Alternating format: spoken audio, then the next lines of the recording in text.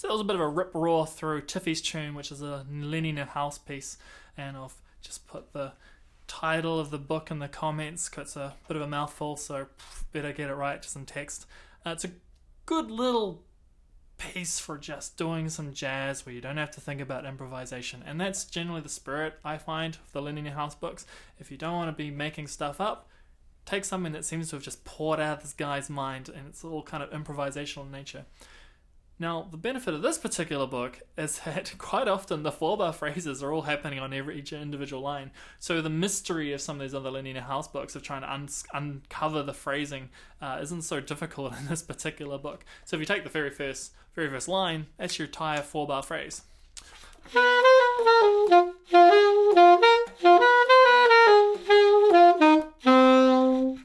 So what I'm going to do is cover the style, and it's all very, very typical of Lennie Niehaus. We have your swing, so 1 and 2 and 3 and 4 and, but there's this predominant off to on slur, ta ta ta ta, but with saxophone, so 2 2 2 2, with a nice mixture of marcatos, bop, the like punchy accents, punchy staccatos, so bop bop bop.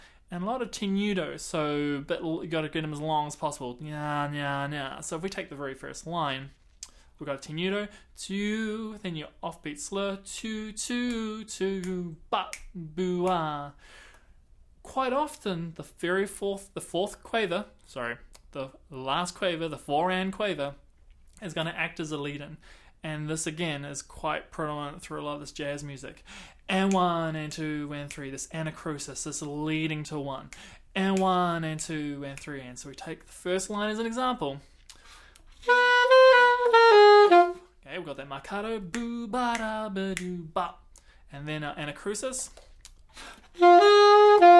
with going to a beat 1 tenuto, do da do bop, another tenuto, so do da do bop, followed by that marcato.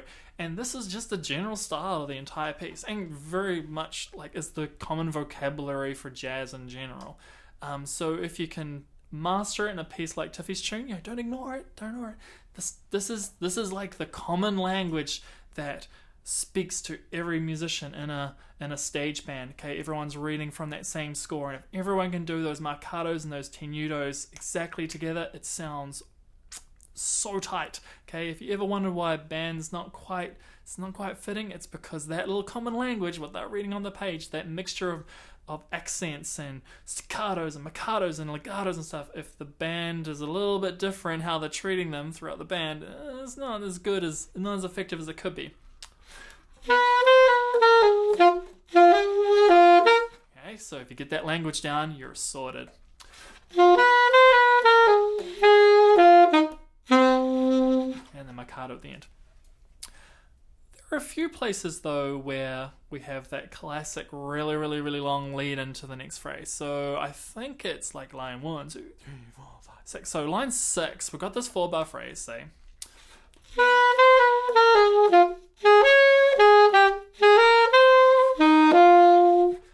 It doesn't quite finish, it just wants to keep on going. But this next bar, even though it's the 4th bar of the phrase, it's kind of like just leading into this next phrase.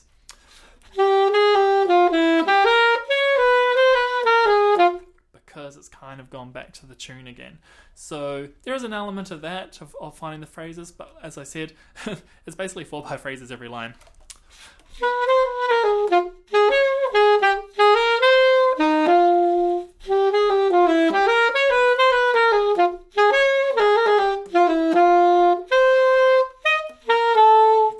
So what that does do is create this kind of momentum builder.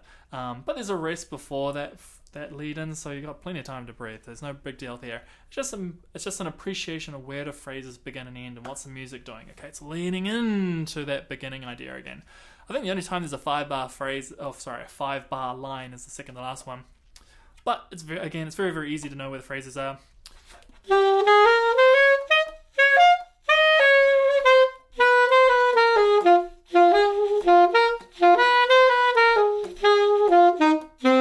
Oh, that's because they kind of...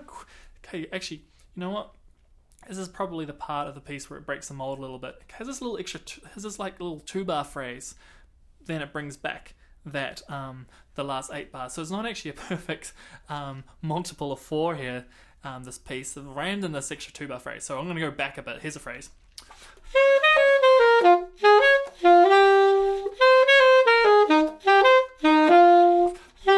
Okay, so that was 4 bars, and then the next 2.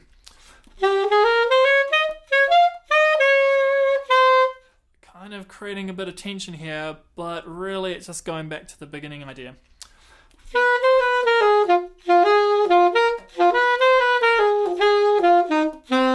Okay, obviously in the phrase, and then the last phrase to finish out. Don't forget all our marcatos, bups and bars.